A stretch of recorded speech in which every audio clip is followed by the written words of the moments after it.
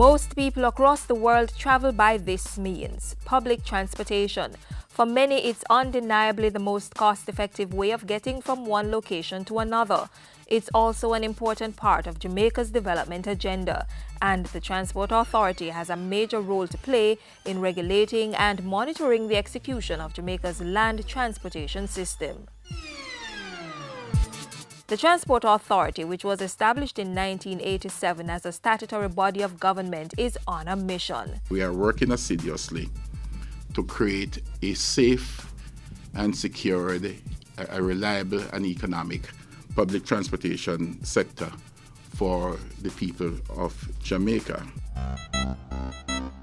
As it works to better regulate Jamaica's land transport system, the authority is increasing its use of modern technology. We have done quite a bit of enhancement to our licensing information management system, the software that is used to capture all the data on license, so that through the LMIS, we'll be able to gather information and intelligence that can give us a more targeted approach to enforcement activities. The authority has also developed its Road Operations Management System, ROMS. This computerized system is enabling the authority to automate its operational activities and significantly improve efficiency in its documentation process.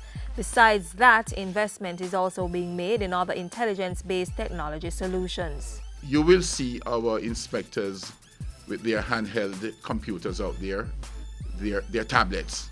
And through their tablets, they will be able to use the software that we have developed to help with the monitoring and enforcement activities, as well as the issuing of summons. Professionalism and customer service is improving also as the Transport Authority trains its inspectors and licensing officers under a new public interaction policy. Through the public interaction policy that we are now implementing, employees will be empowered to provide a greater level of professional and courteous service, both at our offices as well as on our road operations. In our new enforcement strategies, we will include more dialogue, more interactions with our various stakeholders.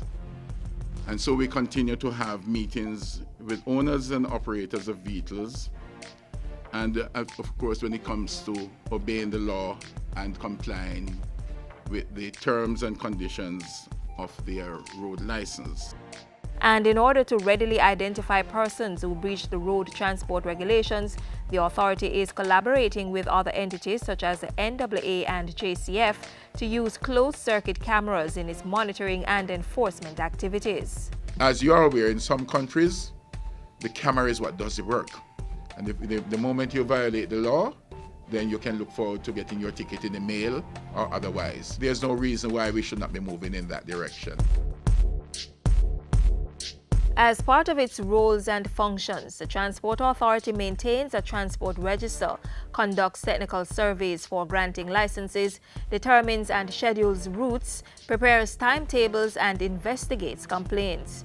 A major area of its work is the licensing of all public passenger vehicles and commercial carriers in the island. The law requires that we issue license to persons of good character to operate in the public transport system. It is the requirement of the Transport Authority to ensure that persons who operate in public transportation are persons indeed of good character, so that we can guarantee the safety and security of our commuters and road users, all of us. The Transport Authority, working to deliver a first-world land transportation system for the Jamaican people.